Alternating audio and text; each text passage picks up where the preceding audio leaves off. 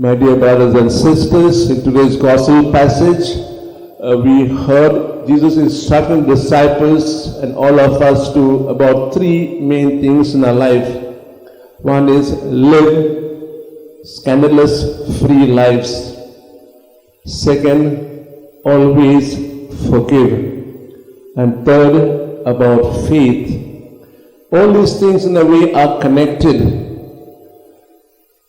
If we live a life that is inspiring to others, is always welcome.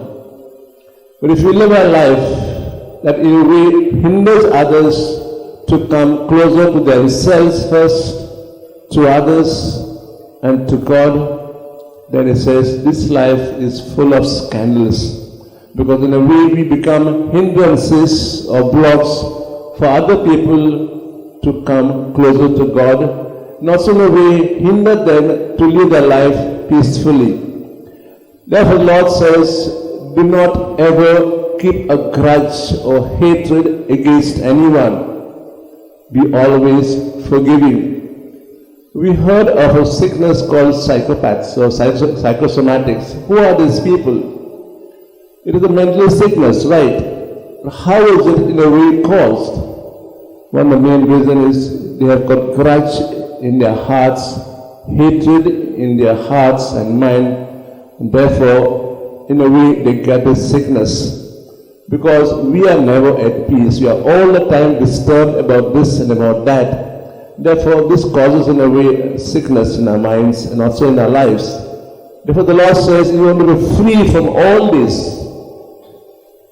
Forgive.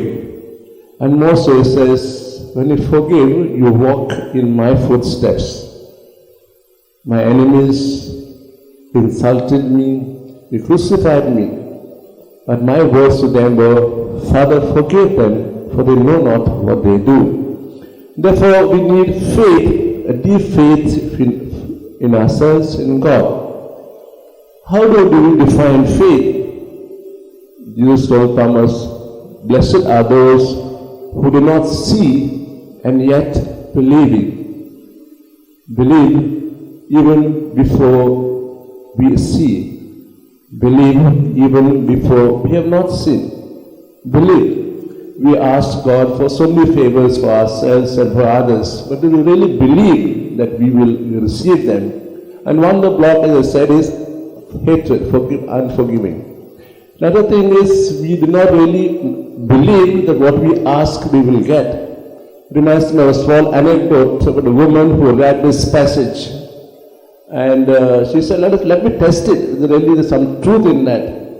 And she opened the window of her house and found a huge tree that blocking her view. And she said, let me test this passage. So before she went to sleep, she opened the window and said, I order you this tree, uproot yourself and plant far away so I can get a better view of outside. And with that, she went to sleep. The next morning she got up very early and opened the window. And what did she see? The tree was still there.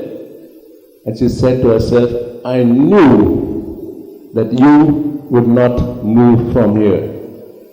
Brothers and sisters, let us today believe. Believe what we ask, we will get. Always, let's forgive others from our heart.